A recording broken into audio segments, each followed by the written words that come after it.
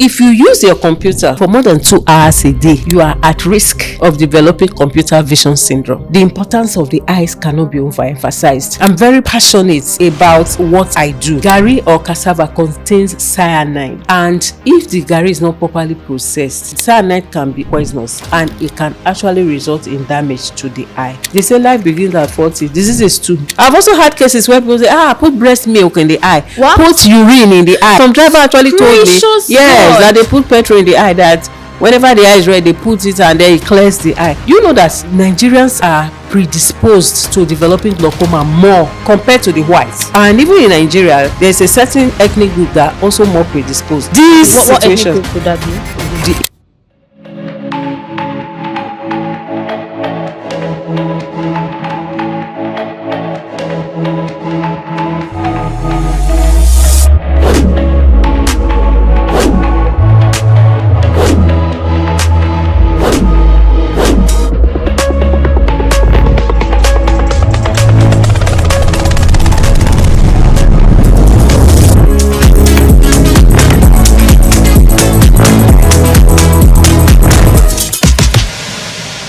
Welcome to the LIMBsimple Podcast, a space where we demystify life, investing, money, and business with conversation that spurs you to action. My name is Melvin.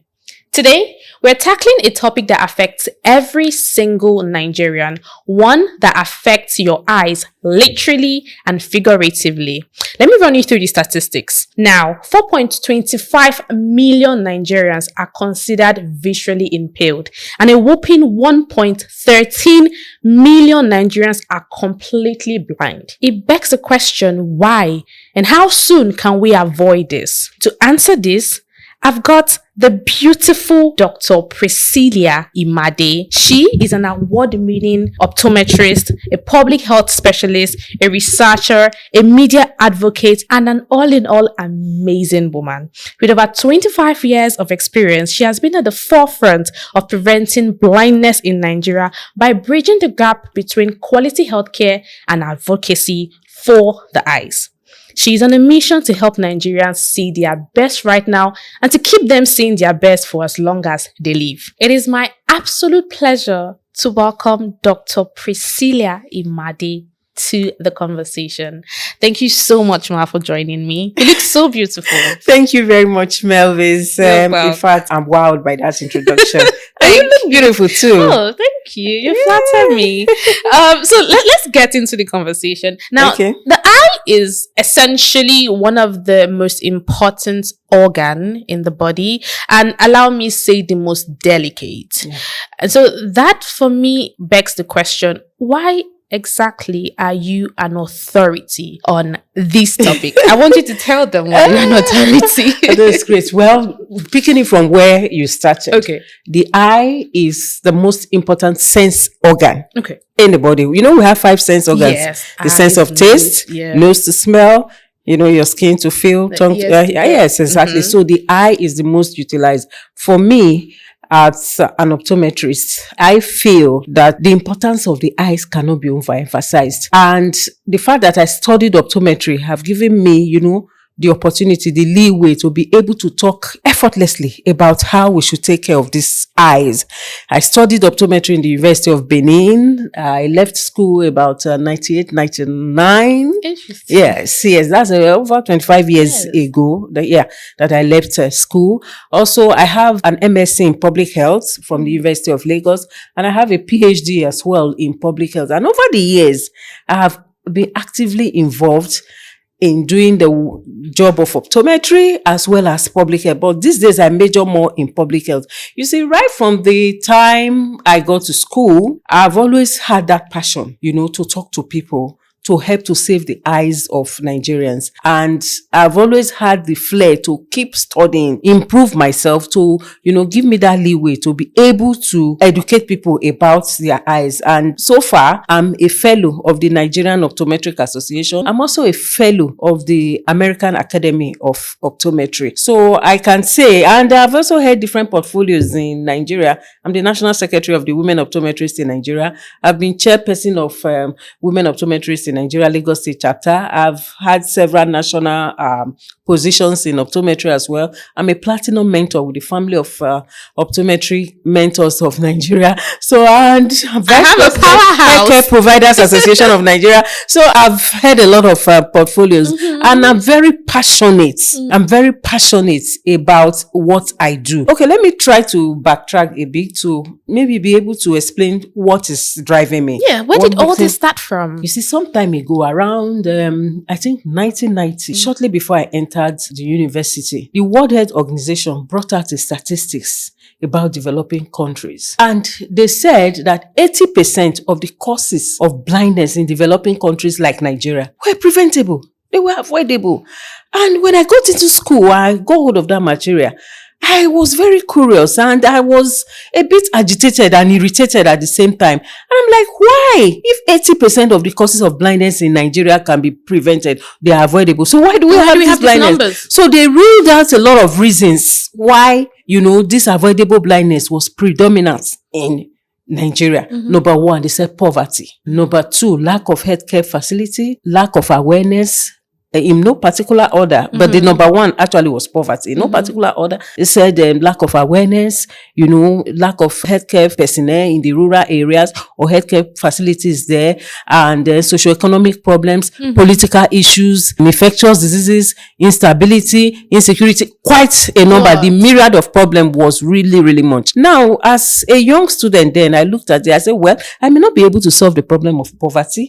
I may not be able to solve that of the political problem, but that of creating awareness, providing information, educating the public, I should be able to do this.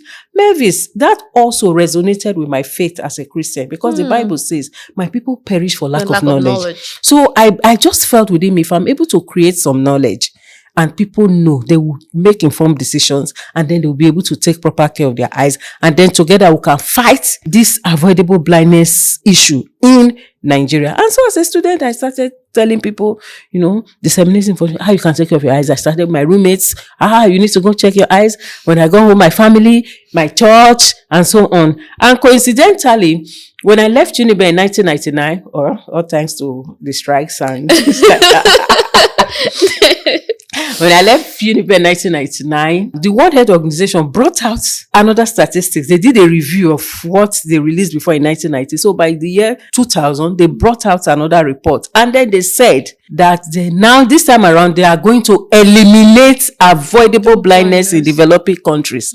Of course, Nigeria is topmost on the list because of our huge population in Africa. And they now released a program called Vision 2020. I'm sure you are familiar with that. Vision 2020, the right to sight. Yes. So that was released, and they were hoping that by the year 2020, everything about avoidable blindness should have been completely eliminated. Well, in 2025, as a professional in the field, would you say that we in Nigeria we somehow got close to possible elimination of blindness? We are not where we are supposed to be, but we are no longer where we were. So for me, I've been an advocate. I've been at the forefront of trying to disseminate information on how people. I forgot to add that she is actively on radio. Is it Lagos Traffic? Yes, I'm on Lagos Traffic Radio 96.1 FM. Look, I did radio. I used to listen to her on radio. Talk about the eyes. That's how much advocacy, that's how intentional she is in ensuring that Nigerians get it right. Yes. Now, we have highlighted that a whopping 80% of the blindness in Nigeria is avoidable. Yes. And I want us now to talk about those possible avoidable eye defects. Yes. So I do know that elderly people suffer from cataracts and glaucoma. And now I want to know if that too is preventable and what could be the possible leading cause for it. Is it hereditary? Is it genetics? Is it also the fact that they did not make intentional effort to care for their eyes? Okay. If we look at Nigeria, the number one cause of avoidable blindness is cataract. Everybody, because of age, may develop cataract. But we can actually prevent blindness from cataract. Okay, so sorry. Let me understand you. you can prevent cataract from being the reason why you go blind. Exactly. But it is possible for everybody as you age. Yes. To get cataract. Yes. So from what age would it be ideal for you to say, oh, I'm probably within the window where medically I could probably think my problem could be that I have cataract? Okay. Let me put it this way. You see, from the time one is born, we start counting our age. We don't say 1 year young, 2 years young, 10 years young. We say 20 years old, 40 years old. So when it comes to cataracts, or when it comes to eye care in itself, as you advance in age, there's the tendency for the eye to deteriorate. Just like as you are growing in age, the hair on your head will grow from black to white. You experience a drop in libido. You no longer be as agile as you were when you were 20. You can't be as that when you are 40. So generally, aging will affect every part of the human body. But aging tells faster on the eyes than on any other parts of or than any other organ in the body. So as one advances in age, because the eye is depreciating, there is the tendency for one to develop cataract. Because cataract simply means a cloudiness of the natural lens in the eye. So from about the age of 40, 55, 60, you find people developing cataract. At about the age of 60, cataract is common. Just like the hair will change from black to white, you find it common as one is advancing in age. The same thing as you get past 60, cataract becomes even more common. But cataract is less common when you are below 40. Okay. Except there are other secondary causes. We are talking about senile cataract now, the natural cataract that will occur as a result of aging. So cataract is the number one leading cause of preventable blindness in Nigeria. Why is it preventable? Because it has to do with the natural lens in the eye. And when that lens is opaque, or when it's no longer as clear for one to see, surgery can be done. When the surgery is done by the ophthalmologist, the person can see again. But in Nigeria, because people are not aware that, cataract is what is making them blind, or they don't have the resources to go to the hospital to have surgery done, or the hospitals are not even available where they are, you find out that people are just needlessly blind because of cataract. I had a patient in my clinic that came, some time ago, and he brought the mom. And by the time we examined her, we just discovered that she had cataract. Meanwhile, the mom had been in the village and had been a burden on them. They just felt she was blind. And then until she held the patient, is in Lagos, held a program and, came to me and said, bring her, let's examine her. By the time we examined, we just discovered that it was cataract. We opted for surgery. And by the time the eye was done, one of the eye was still able to see. And today, the mother is, she's able to do her work and she's seeing. So cataract is a reversible form of blindness. But glaucoma. Yeah, exactly. That's what I was going to ask. Glaucoma results in irreversible kind of blindness. Blindness from glaucoma cannot be reversed. That's why we advocate awareness, know how to care for your eyes, such that you don't get to that advanced stage of glaucoma before you start looking for treatment. Now, what we need to understand about glaucoma is this. Glaucoma is the silent thief of sight. If somebody have glaucoma, Melvis, the person will not know. People around will not know. The eye will look normal. It's just going to the person may not have symptoms. And gradually over time, is going to be eating up the vision, especially from the periphery. And one of the days, the person may just sleep. Wake up, I will not see again. What? That's why we advocate regular eye care.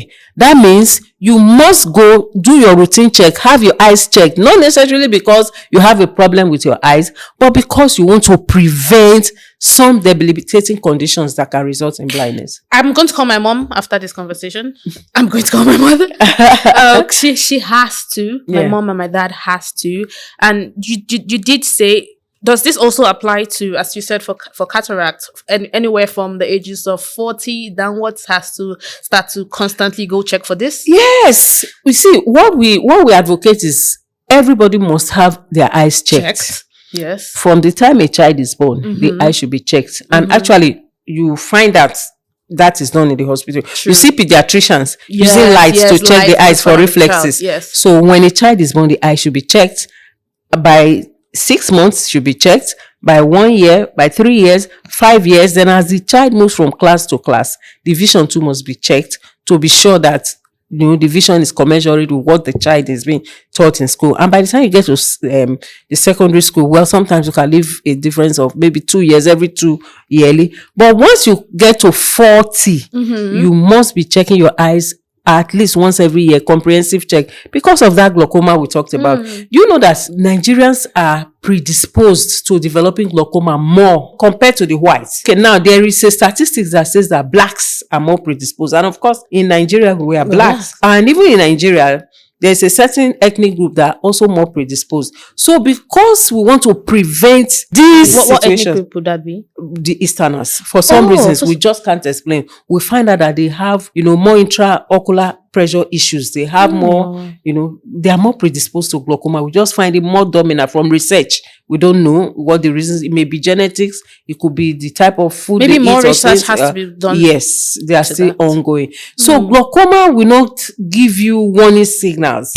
It's only when you come to the eye clinic and then we check your eyes that we can say, oh, glaucoma is setting in. And then the earlier the detection, the better the prognosis. So that's why every Nigerian should be able to, be on the lookout. You need to go to the eye clinic, meet your eye doctor, have at least your eyes checked once every year. Not just check for glasses. There's also a difference between checking for glasses and having a comprehensive eye examination. So once a year, everybody, if you are over the age of 40, you are at risk of developing glaucoma. So an optician or an optometrist is going to be the primary primary to do eye all of this to checks do that. for Yes. the eyes? Yes. Wow. So I find that some people interchange these names: an optician, an optometrist, and an ophthalmologist. Yes. So I'd like you to quickly talk to us about, their different degrees. Okay. In Nigeria, let's look at it in the context of Nigeria and of course the word. Okay, the word optician is actually it's an older word. Obsolete? Well, in Nigeria, opticians refer to people that do the technical work, people who fit the lenses, the glasses. Yes, into the frame. Okay. While the optometrist, I'm an optometrist. Okay. I have done 6 years of university training, 1 year post-university training, and then the AYC before I start practicing. So I'm a doctor of optometry. So as an optometrist, I'm the primary eye care provider. So when people have eye problems, they come to me first. By the time I examine them, if it's something beyond me, I send to the ophthalmologist. The ophthalmologist is a medical doctor who specializes in eye care. In Nigeria, they are the highest echelon of eye care as far as we are concerned. And then these three groups of people work together to ensure that we have good eye care in Nigeria. In some other countries, like the UK, for example, they still use the word optician, and some other countries as well, just restrict the optician to maybe glasses, testing for glasses, may not be able to do the full holistic eye examination. But in Nigeria, the optician does not test your eyes. It's the optometrist that can test, examine, prescribe, and diagnose your problems. And then if there's need to refer to the ophthalmologist, you refer. So an ophthalmologist, the ophthalmologist does surgery. Okay. Ophthalmologists can also prescribe glasses. They can also check the eyes. Okay. But they are secondary or tertiary providers, as the case may be. They are higher than optometrists in Nigeria. Okay. The optometrist is like your general eye doctor, just like you have a general physician or a GP. Great. That's how it is here in Nigeria. So thank you very much for that. Now, since we're still on, possible things that cause blindness for Nigerians, we are in a digital age. More than, I really have forgotten the statistics, shows that 84 million Nigerians are using smartphones. Okay, yes, that's true. Now, it means that everything we see is reflective on, our eyes. But question now is that not also a gray area that we are probably not considering?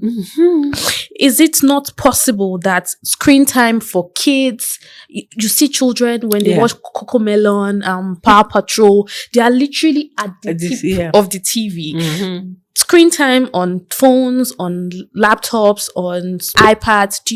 Would you say that they are also it's a threat to vision. In fact, thank you for bringing that up. You see, there is a whole new concern now that because of our lifestyle, of the things currently, the digitalization, and then the century we are in now, that a whole new myriad of eye problems may creep up for the next generation. You see, there is a shift. We are shifting. So these days, most of the things we do, they are on visual display units. And because of that, there is an eye problem that has been, diagnosed, that is termed computer vision syndrome. When we say computer vision syndrome, we are simply referring to everything you do on your visual display units. By visual display unit, we mean your phone, your soft touch phone, your pads, your television, your billboards, anything that can emanate light or that you look at the screen to do. And you see a lot of jobs now are being done using the computer. And then the more you do this, you use your eyes. So the eyes itself is being overwhelmed, is developing this disease. And some studies have even shown that there could be a relationship between macular degeneration and some of, these problems. For those that do not understand, what is macular degeneration? Speaking doctor language. I was just going to start talking about, some of the possible problems that people may develop when they use the screen too often. Okay. Macular degeneration may be the worst of them all. Let me start from maybe the simpler ones. We'll build up to that. Now, if you use your computer, Melvis, for more than 2 hours a day, you are at risk of developing computer vision syndrome. People. I was on this till about 3:00 in the night. So and you I have already been on the laptop the whole day. So you're at risk. So people who have computer vision syndrome will have digital eye strain. They are predisposed to having dry eyes, because most time when you are working on your computer, there's a tendency for you not to blink. And one of the mechanisms, the way God designed the eyeball is such that everything the eye needs to perform its functions effortlessly and efficiently has been put there. So when you blink, for example. Does it serve as lubrication? Yes. There is tears in the eyes that serves as lubrication that enables the eye to carry out this function. But when you are on your visual display unit, you blink less. And over time, this can result in evaporation of tears, and dry eye syndrome can actually occur. When that occurs, people can develop blurry vision.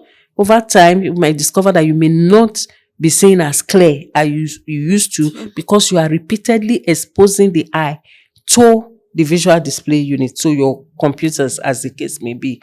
Over time too, people may also develop itching, redness, tearing, and several other discomforts from the eye, headache, eye ache, and things like that.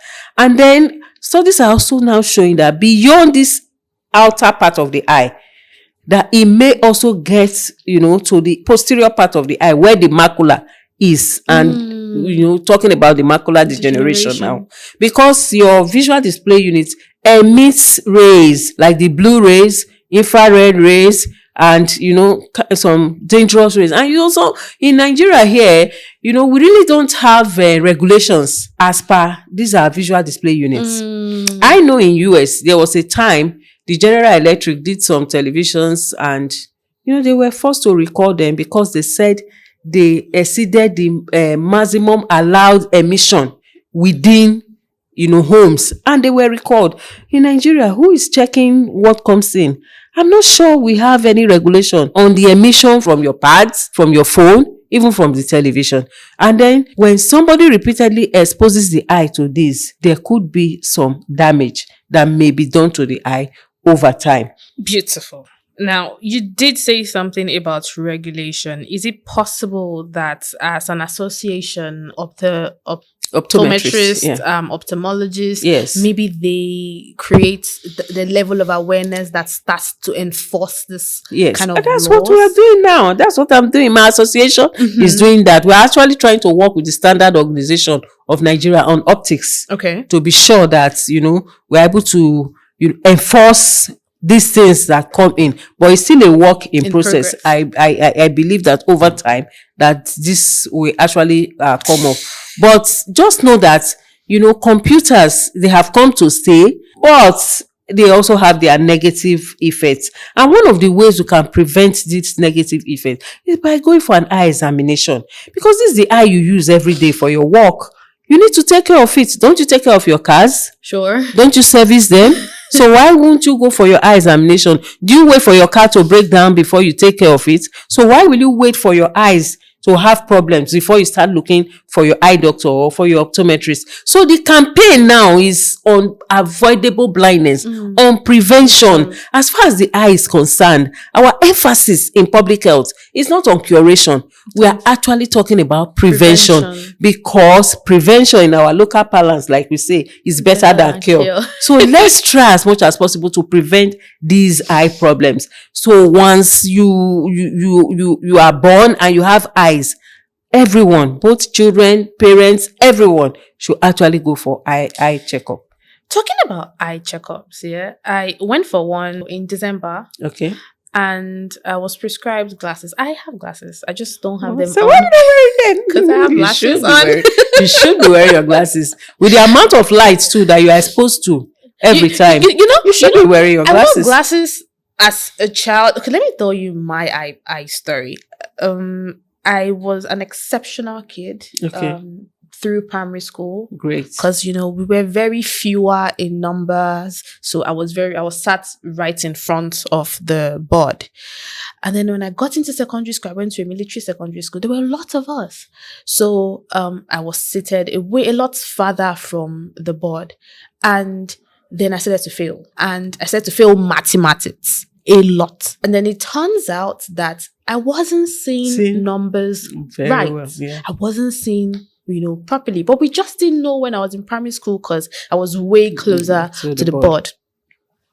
First term, I was doing, not as good as you would expect. And I couldn't even communicate it because I would go through the whole solution. But then when it got to the answer, I was wrong. Mm-hmm. So my teacher realized that I was not copying the right questions. And then that's why I was failing the, problem.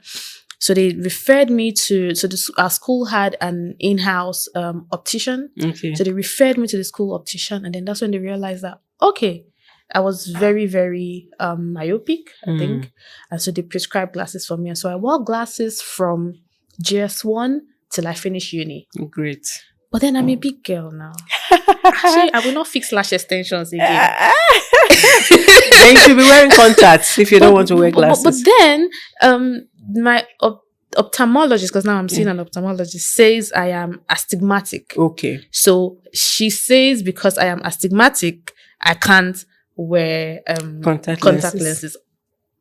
There are contact lenses for astigmatism. It's just like it's a bit more expensive and a bit more technical to fix. It's easier to just, fix the spherical ones. I'm going to do the consultation. You see, Mavis, this story you just related now, it's a story I hear every day, and it's what I see in the clinic from time to time. Okay. Let me tell you about a patient I saw. Okay. There was this particular boy. We did a screening in a school. Actually, as part of my public health work, we go to schools to do screenings.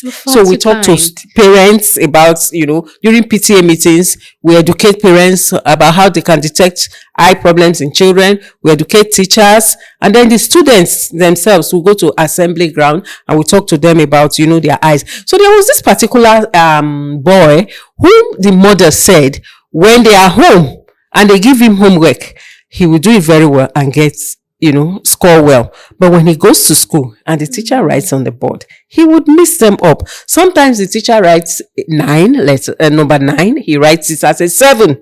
Sometimes it's W. He writes it as A. That's you. That's you, Mavis. I could see that. So I see it as 3. Exactly. So missing words, not seeing things in a whole, actually it's a big problem. By the time we corrected this student, he picked up and he was really, really doing well. I tell you another story. There was a woman too that came into my clinic. The day she came in, she brought her daughter and she was crying, wailing as they came in. I'm like, madam, what is it? It came with the uncle, the mother, and then the girl. She was wailing. She said that her enemies are at it.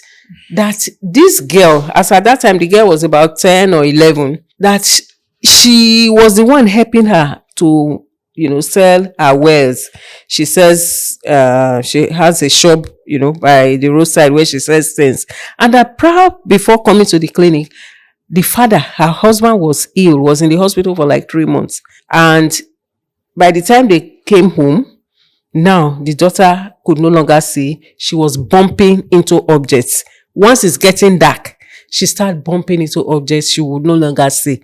So she felt the enemies that could not get the husband are now the one after her daughter. And so she was crying and wailing. So the uncle that brought them had used our facility.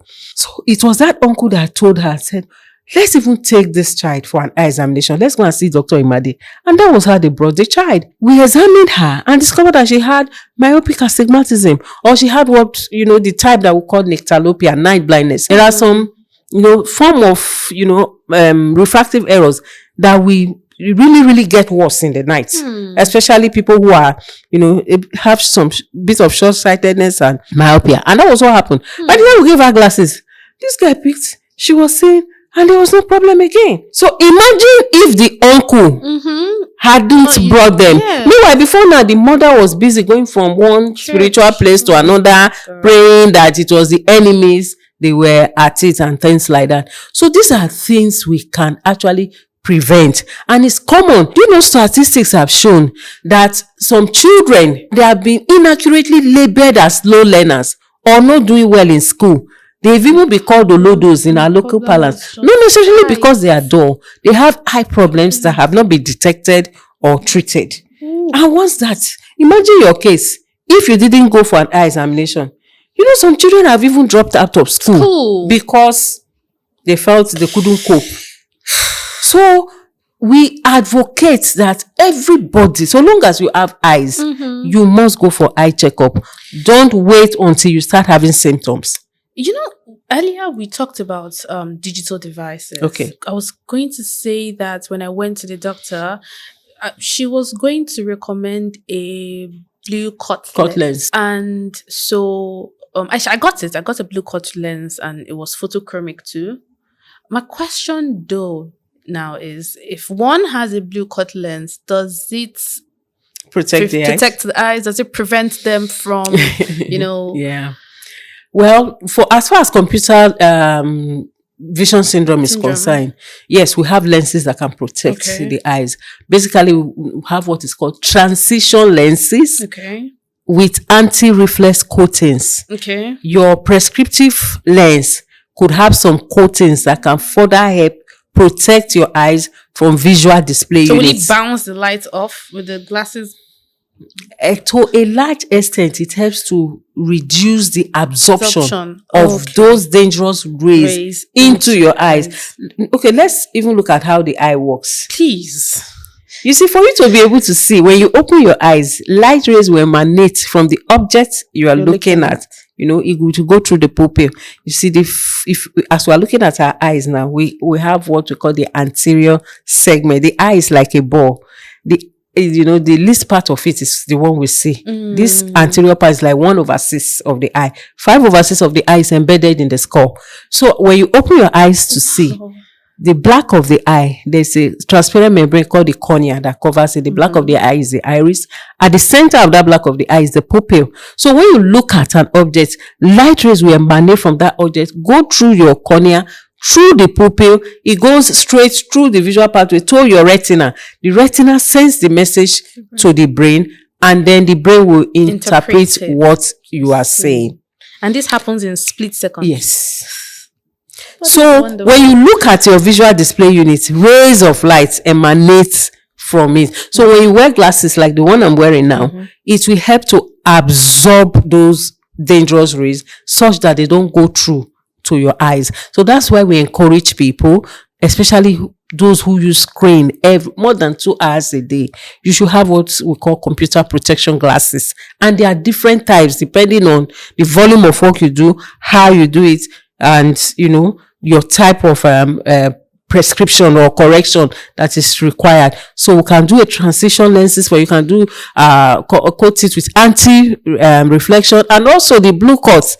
Although there are arguments here and there, some studies have shown that the blue coat does not really matter. I saw a study that says that it's just a placebo effect. Yeah, that it doesn't really do anything. Studies are still ongoing. Okay, as far as the blue coat lenses are concerned, but for reflection that we put on the lenses, those have been established. For the blue light coatings, studies have still going on. Some have said, oh yes, it does help. Some have said it does not really help. But then when you go for an eye clinic, you must tell your optometrist that you use your computers so that the protection for your eyes can be applied or inculcated into your lenses to actually protect your eyes. So talking about lenses here, growing up as a child wearing glasses, a lot of my classmates that had no form of eye defect wanted to wear glasses because they thought it was cute, made you really intelligent and smart. I don't understand why, because as an adult I would rather not wear glasses. But there are adults right now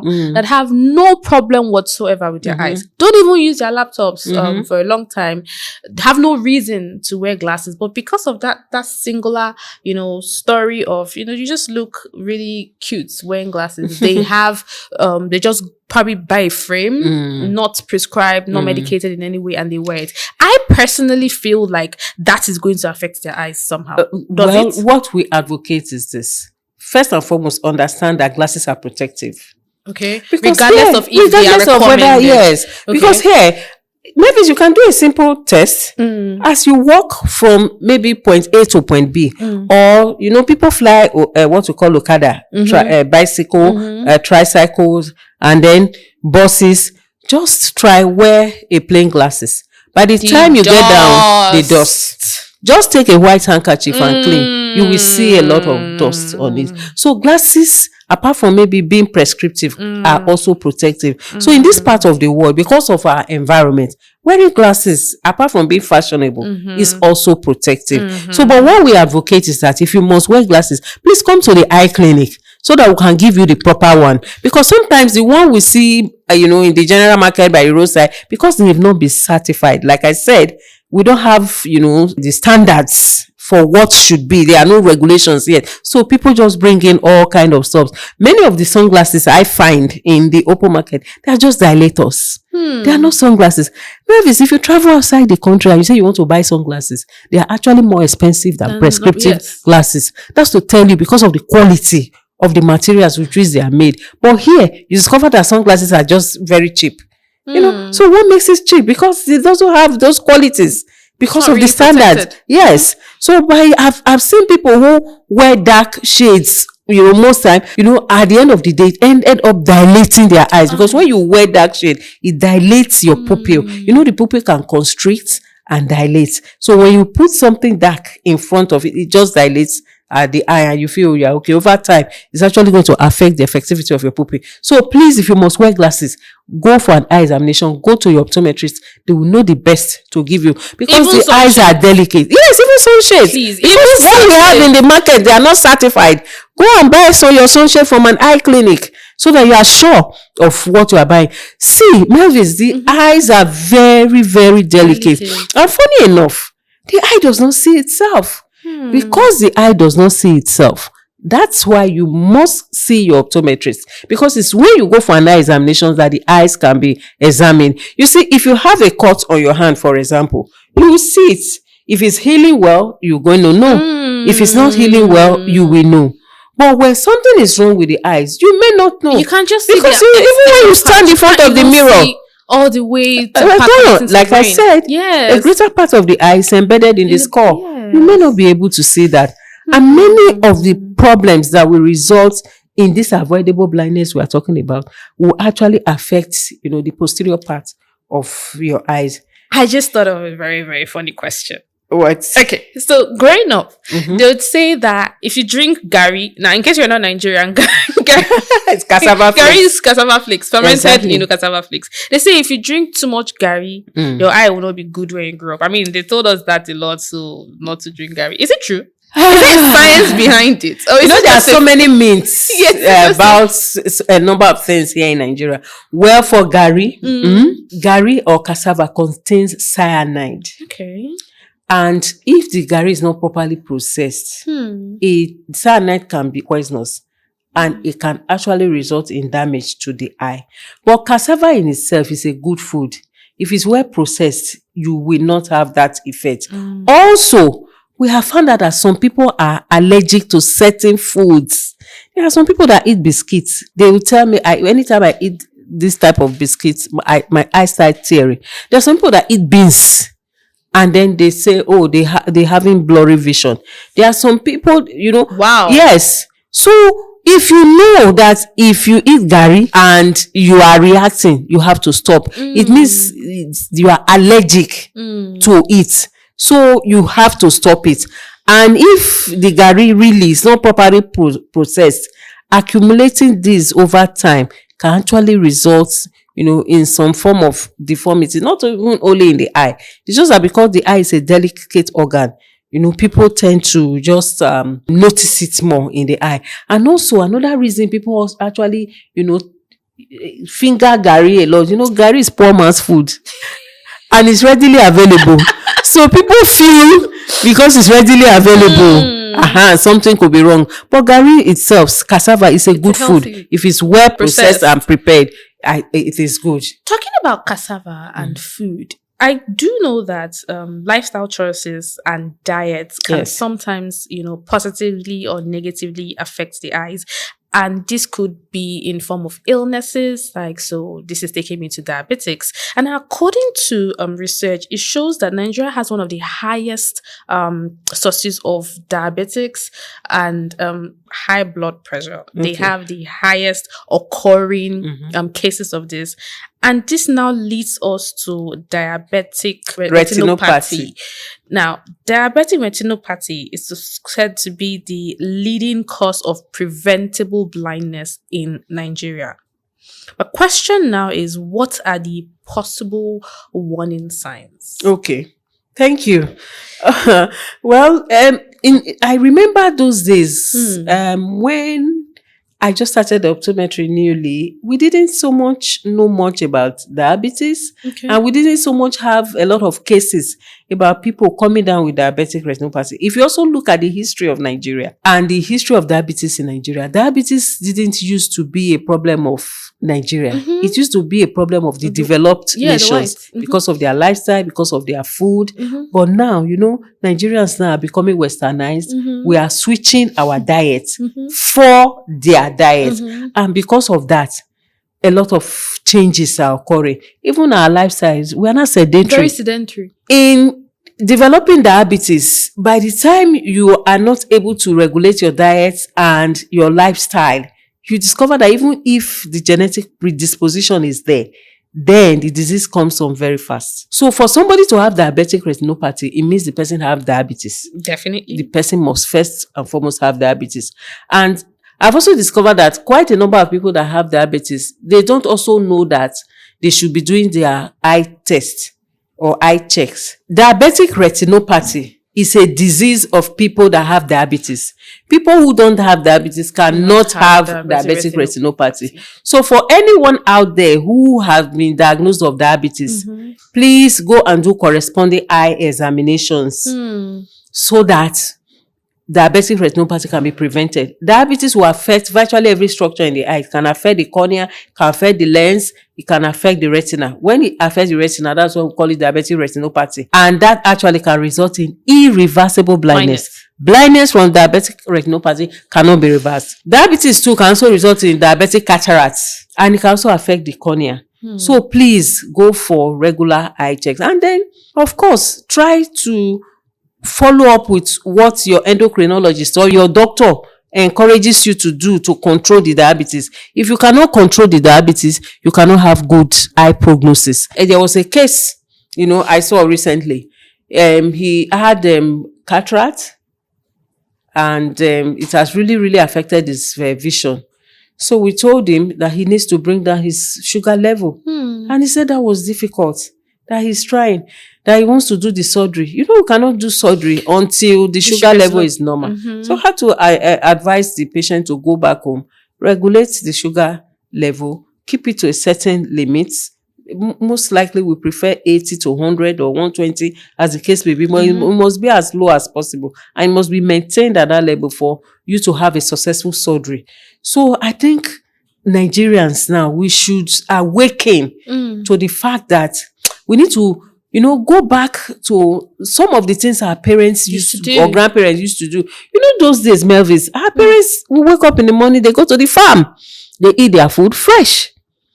They will trek or walk down to the farm. Now, these days, what do we find? We move from our AC bedroom to our AC car, to our AC schools or our AC offices. We don't trek anymore. Everything is very sedentary. So the human body does not move. You see, the human body is designed for movement. We have about 206, bones in the body. We have joints. God designed us to move. Is good, and then trekking is the most natural form of exercise that any human being can do. So, see, because we are not doing all this, it's affecting our general health. Slowly deteriorating it. And when your health is affected, it's going to affect your eyes, because the eye is not in isolation. The eye is part of your body. Anything that will affect your body will affect the eye. Same goes for hypertension. At about the age of 40, they say life begins at 40. Diseases too also begin at 40. Yes! Many of the diseases will creep up at about that age. Okay. Many eye problems too will creep up at about that age. At about the age of 40. You see, many people will start having what we call presbyopia. They will not be able to read tiny prints. You find out that when they want to read, they have to push their book very far to read. Hypertension will come up. Even diabetes too. We start, adult onset diabetes can also start creeping up about that age. Time. So that's why we say go for eye examination. Mavis, our emphasis is on prevention. And if we must fight avoidable blindness in Nigeria, everybody, we must all be deliberate in going to check our eyes. But what I have found from my years of study is that many Nigerians don't see the need to check their eyes until there is a problem. And that is where the major that's the problem is. Because by the time they are coming to me, the eye would have been badly damaged. The prognosis will be very poor. Like recently I saw a glaucoma case, and the glaucoma was already advanced before the person came. And I'm like, where have you been? You see, blindness from glaucoma can actually be delayed or even pushed away until maybe the person passes on if it is detected early and managed early. Yes, we know that, yes, ultimately glaucoma will result in blindness, but if it is properly managed, that blindness can actually be prevented, at least to a reasonable extent. Let's talk about fashion. Okay. And let's talk about the eye in relation to fashion. So, eye bags, are they caused by stress? Are they hereditary? Eye bags, dark circles. Yeah. It's a huge thing for women, a huge source of concern, insecurity even for lots of women. You hear some remedies like cold tea bags on the eyes, eat carrot, and all of that. Ice on the eyes. Is it really? I know that they help with some sort of comfort for a short period of time, but is there a way to essentially get rid of eye bags and dark circles medically? Yeah, eye bags, they can be inherited. They can be a function of age. As one is advancing in age, it can start appearing, and most likely stress can make it more prominent. Lack of sleep can actually make it more prominent. And then the things a lot of women put in their eyes these days, use of makeup, fixing of artificial eyelashes, using over-the-counter prescription, doing all sorts. Some of these things can actually aggravate. They may not be the cause, but they can aggravate, these eye bags. So what we just generally encourage is that if you start observing them in the eye, come for an eye examination. So that we can actually detect what is happening. See, eye test is personalized. The way your eyes are designed and the way my eyes are designed, they are not exactly the same. So we have to look at your own eyes, find out what is peculiar to you and treat you in that same manner. You see, sometimes because of infection, because of our lifestyle, we just discover that a certain repeat cycle is common as far as our eye health is concerned. So when you come in my clinic, for example, we do like a prehistory of everything about you, your family, your lifestyle. So you can trace it. Yes. So that helps us to treat people holistically. And then we're able to pinpoint, because if you cannot diagnose accurately, you'll not be able to treat, accurately as well. Driving. Yes. A huge chunk of accidents that happen because of inability to see well and to see right.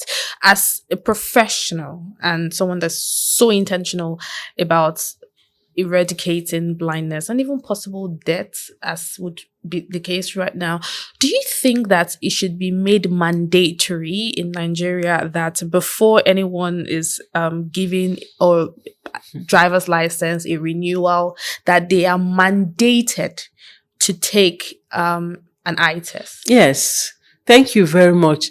Well, we have a statistics that say that poor vision is one of the leading causes of road traffic accidents in Nigeria. Exactly. You see, Melvis, that also was what propelled me to go to Lagos Traffic Radio to talk to drivers as my primary constituency about their eye health. I anchor a program on that radio station tagged Eyes on the Road, where we primarily, educate drivers on their eye health and eye care needs. Many drivers in Nigeria, they have suboptimal vision. So, in the law, we have it that yes, before you collect your driving license, you should have your eyes tested. And actually, there are, things or, protocol in place to actually do that. But where I feel we are missing is that by the time you give a driver a driving license for 5 years, the driver should not wait till after 5 years before coming back again to check the eyes. Once you are over the age of 40, eye test should be every year. Checking your eyes every year does not mean you have to change your glasses. Checking your eyes means you want to know if there are deteriorations or if there are problems you should solve before they get out of hand. So for drivers in Nigeria, every year, they should have their eyes checked. And if you look at our driving license, it's written there. You will see GL, that's glass. If they put N, it means no. If they put Y, it means you need it. But have you seen commercial drivers in Nigeria wearing glasses to drive? That's the big question. How many drivers in Nigeria? How many truck drivers? How many interstate drivers have you seen? Okay, so does it mean they all see well? Does it mean all their eyes are okay?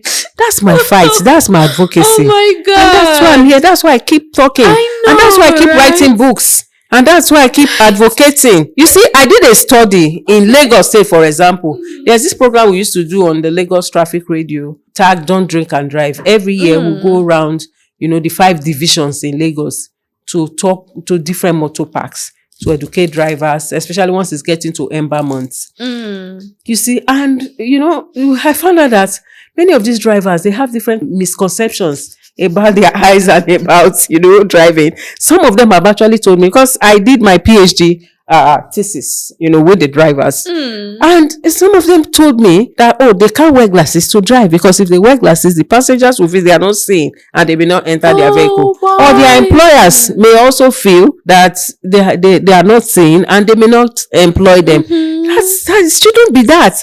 I've been to different countries of the world, and in these countries, let's take UK for example, or even US, or even, East African countries like Dubai. As a driver, you must wear your glasses to drive. In UK, you should also have a spare. If anything goes wrong, it's treated as a criminal offense if you are supposed to wear glasses to drive and you're not wearing it. Maybe it's just think about it for a second. Let's say somebody now driving on Third Mainland Bridge has a vision defect or even has a medical condition that he did not disclose. You know, it's also a crime. It's a criminal offense. If there's a medical condition you are supposed to declare to your motor licensing unit and you did not. Let's say the person has epilepsy and is on Third Mainland Bridge and an attack comes in. To everybody. So drivers are like demigods. Mm-hmm. Anything that goes wrong with the driver can ultimately affect the lives of the passengers. So in my opinion, and it is my advocacy, that the use of eyeglasses to drive for every commercial driver that has been found to need glasses or why is written there on their driving license, yes. If just like seat belts are being enforced, eyeglasses too should also be enforced so that people can see. Because without the eyes, you can't see. Have you seen a blind person giving driving license? No, you cannot be issued driving license if you are blind. It's because you have eyes. So that means the eye is the primary organ that is needed for driving. So I feel I'm using this medium too to talk to the Nigerian government to enforce, the use of eyeglasses to drive. The same way they enforce the seatbelt. There was a time in Nigeria where people didn't care about seatbelts. Yes. But now nobody dares drive without seatbelt. So I believe that we should also do that. And when we do that, you see, road traffic accident will be reduced drastically in Nigeria. Let's talk before we go into your book, because I really want us to talk about both books. One is on eye care the right way, a simple guide, and the other one is on common eye symptoms. We're talking about blindness. I know that there's something called so a person can be legally blind, and then a person can be completely blind. So please talk to me about the difference. Well, when we talk about legal blindness, we're actually looking at in terms of defining it with respect to the measure.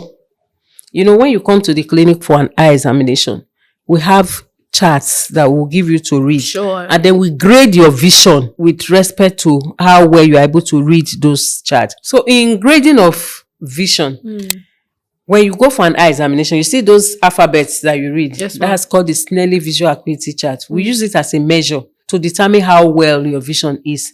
Now, for somebody that's able to read what we call up to 6/6, we call it 20/20 vision or 6/6 vision or the good vision. That's actually the pass mark. Some people can read far below, and some may not be able to get up to that level.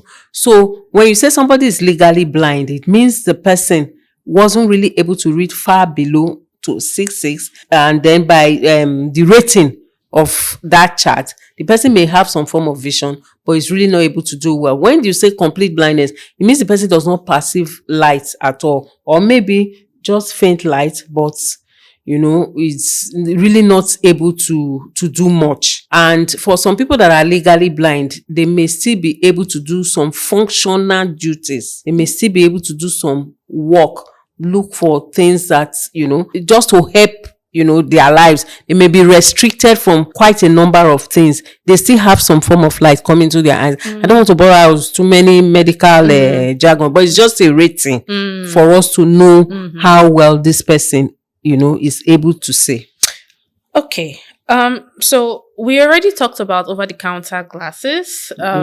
Those are a no-no. Those are a no-no. But let us talk about what's happening on Instagram. You would see a lot of people do medicated contact lens prescription. What's your thought on that?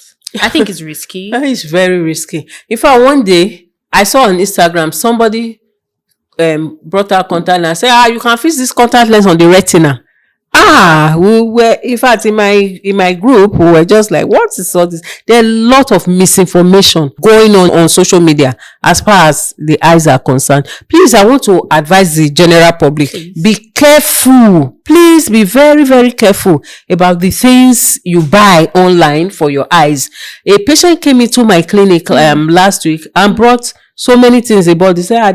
They said he should rub this in the eye. Meanwhile, this man has cataract. He has lost vision in one eye. The other eye is gradually going. And they said, be putting this. Your eyes will be fine. And he has been putting, the eye was not fine before he now came to the clinic. So there's a lot of misinformation. Some people are on the social media just to make money. They just want to sell their product. Some of these products, they are not even registered with NAFDAC. They are not regulated. They just come up with, all whatnots, and then they are deceiving the public. So please be careful. If you have problems with your eyes, I will advise you to see your optometrist first. it is better that the doctor tells you this is what you should do and this is how you should go about it, or this is the state of your eyes, than for you to assume that, this is your eyes are good, or follow somebody that is not trained to actually, give you the information on how to take care of your eyes. Since we're talking about following people's advice, I just this is funny. I remembered one time growing up, a classmate in secondary school had Apollo. I can't remember the conjunctivitis, pink eye, red eye, and they told this person to pull urine. Exactly, Melvin. You see, in that my book, I Care the Right Way. Let's talk about it right now. I Care the Right Way, I enumerated some of the things I have found Nigerians do the wrong way. And this you just mentioned is one of them. You see, many Nigerians, when they have problem with their eyes, instead of coming to the optometrist, they first of all do self-medication. They will do home remedy. They will ask neighbor, Iyasikira, what did you do? What did you not? It is when all those have failed before they start coming to the eye clinic. It is very, very wrong. I also tell you a story. There was a patient I saw some time ago. The son had red eye, Apollo. And the neighbor told her, put potash in water and then apply on the eye that it will go. And by the time the woman did that, the eye got complicated. The child had cornea scarring. And that was when he now brought the son to the eye clinic. These are wrong eye practices. There are a lot of harmful eye practices that Nigerians, engage in, and it's very, very wrong. Please stop seeking advice from, the wrong people. If you have problems with your eye, come to the clinic and then you'll be better advised. I've also had cases where people say, put breast milk in the eye, put urine in the eye, put fuel, even petrol. Yeah, some driver actually told me, yes, that they put petrol in the eye, that whenever the eye is red, they put it and then it clears the eye. You see, these are harmful substances. Oh my God. Yes, some people use herbs. They put agbo in the eye. These are harmful substances. Please, if you put those in the eye, you're actually damaging the eye. Don't try any of those. If you have problems with the eye, please see your nearest optometrist. And we advocate that it's only eye drop or what is prescribed that you should put. And then in my second book, yes, common eye symptoms. Because I know that Nigerians, it's inherent or innate in us to always do home remedy or to ask questions by the wayside before we meet the professionals. In common eye symptoms, I had to write, okay, if you have this problem with your eyes, this is what it means. I explained it in simple language.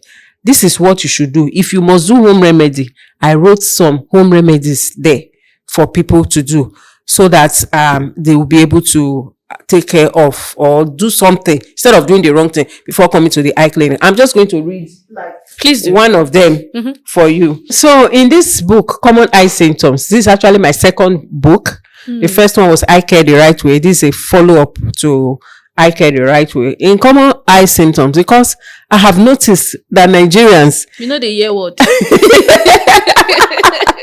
that no matter the eye problem they have, they will first of all do home remedy. They will first of all ask questions before they will come to the eye clinic. I just decided to record some of the common symptoms I have, noticed from my over 25 years of practice. Explain what it means and what they should do at home, even if they must do something before seeing the optometrist. Let me give you an example. Itchy eyes. If your eyes is itching you, what should you do? As optometrists, we don't encourage people to scratch their eyes. If you scratch your eyes, you are further worsening the condition. You are going to irritate the eye mucosa and it's going to get worse. So in this book, I wrote itchy eyes. What is it? Itchy eyes are uncomfortable, often causing the desire to rub them. Avoid scratching, avoid rubbing your eyes. What causes them? It could be allergy to dust, it could be dry eye syndrome, it could be infections, it could even be contact lens irritation, among several others. How do you prevent itchy eyes? You should avoid allergens. Keep your home clean. Keep your home clean, especially if you have rug or anything that has to do with clothing, fur, or even animals, pets around you. And then you should make sure you take regular breaks as well. For people who use the computer,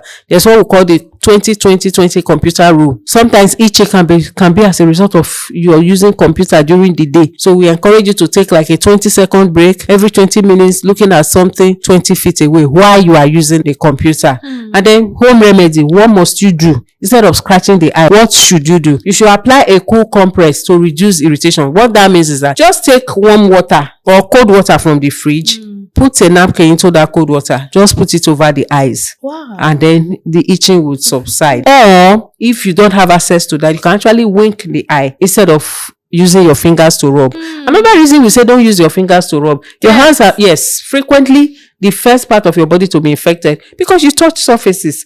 Your fingers carry dirt. You touch people. You shake people. People go to restrooms. You understand? So you can actually introduce infection into the eye and reintroduce infection. That's why you must not scratch the eyes. When to see the optometrist if you have itching. If your itching is persistent and if it is combined with swelling or discharge, consult an optometrist to rule out infections or serious conditions. Or if the itching is not subsiding after 24-48 hours, you should see your optometrist. So these are some of the things that I have written here. It's a simple book. It's going to guide everyone and easy to read. Where do we get this? Yes, they're actually online. You can get it on Amazon or you can come to the clinic and get them.